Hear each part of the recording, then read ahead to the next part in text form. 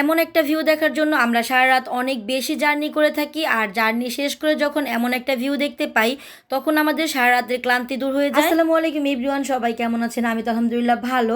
আমরা কিন্তু আজকে চলে যাচ্ছি কক্সবাজার ট্যুরে। কক্সবাজারে আমরা যাচ্ছি একটা গ্রুপের সাথে, তবে এই ট্রিপে আমাদের ফ্যামিলির সবাই ছিল আমাদের সাথে। লাগেজ ভর্তি করে জামা কাপড় গুছিয়ে আমরা চলে আসি পাখিজাতে, কারণ এইখানেই আমাদের জন্য বাস ওয়েট করতেছিল। আজকে নিজেরাই কিন্তু পুরো একটা বাস ভাড়া করে যাব কক্সবাজার।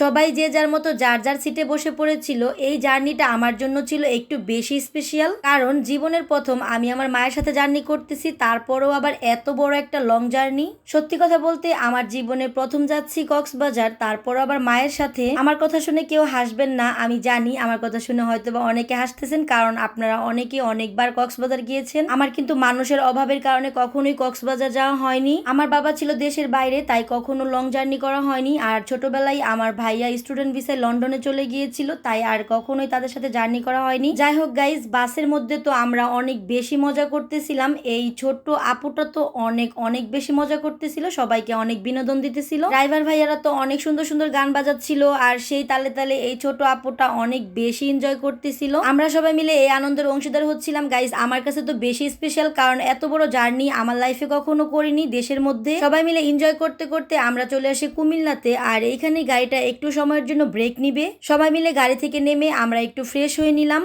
নিজেকে একটু চাঙ্গা করার জন্য মা মেয়ে মিলে আমরা কিন্তু কফি খেয়ে নিলাম। কফিটা খেতে এত পরিমাণ বাজে ছিল, কি আর বলবো, নিজের মুখে রুচিটাই নষ্ট করে ফেলেছি। আর দামের কথা কি বলবো গাইস, এতটুকু কফি দাম 60 টাকা ছিল। কফি খাওয়া শেষ করে দেখতেছিলাম আরো কিছু খাওয়া যায় কিনা, তাই ঘুরে ঘুরে দেখতেছিলাম। তবে এই রেস্টুরেন্টে কিন্তু অনেক ধরনের খাবার ছিল, chicken roll, vegetable roll, sandwich, burger, অনেক অনেক ধরনের খাবার ছিল এই রেস্টুরেন্টে। আরো ছিল বিভিন্ন ধরনের কেক আর পুডিং। এখানে তো অনেক ধরনের কেক দেখা যাচ্ছিল। তবে গাইস, এই কুমিল্লার রসমালাই এত এত বেশি মজা ছিল, কি বলবো। সরাসরি কুমিল্লা থেকে কখনোই রসমালাই খাওয়ার সৌভাগ্য হয়নি, তবে এখান থেকে কিন্তু ছোট একটা রসমালাই খেয়েছিলাম। ঢাকা বা সাভার থেকে অনেকবার রসমালাই খেয়েছি, কুমিল্লার নাম করে বিক্রি করেছে, আসলে সেটা কুমিল্লার ছিল কিনা তা জানা ছিল না আমার। তবে এইখানকার রসমালাই খেয়ে আমি তো পুরা ফিদা হয়ে গিয়েছি। কুমিল্লার রসমালাই আসলেই অনেক বেশি মজা। এখানে তো অনেক ধরনের মিষ্টি ছিল, তারপর ছিল দই। তবে আমি বগুড়ার দই খেয়েছি, কুমিল্লার দই খেতে কেমন এটা কিন্তু ট্রাই করিনি। তারপর বাসে উঠে টানা একটা ঘুম দেওয়ার পর আমরা চলে আসি ওয়েলকাম টু কক্সবাজার। আমরা যে হোটেলে ছিলাম এটাই ছিল সেই হোটেল, হোটেল ক্রাউন পার্ক।